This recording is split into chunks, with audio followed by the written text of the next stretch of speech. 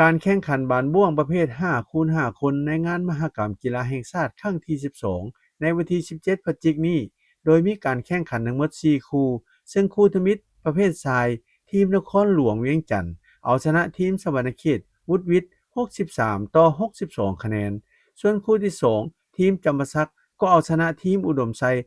64-63 คะแนน ส่วนคู่ที่ 3 เพศชายนั้นทีมหลวงพระบางเอาชนะขาดลอยทีมกระทรวงอุตสาหกรรมและการค้าด้วยคะแนน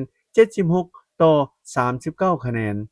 ส่วนการแข่งขันคู่ที่ 4 เป็นการแข่งขันบานบ่วงยิง ซึ่งทีมอัตตปือก็เอาชนะทีมหลวงพระบางด้วยคะแนน 44-37 คะแนน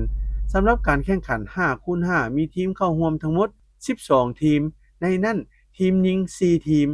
ส่วนการแข่งขันประเภท 3x3 ที่สำเร็จไปแล้วนั้นผลปรากฏว่าประเภทยิงเหรียญคำได้แก่นครหลวงเวียงจันทน์เหรียญเงินหลวงพระบางเหรียญทองแขวงอัตตปือประเภทชายเหรียญคำได้แก่หลวงพระบางเหรียญเงินนครหลวงเวียงจันทน์และเหรียญทองได้แก่แขวงสวรรณเขต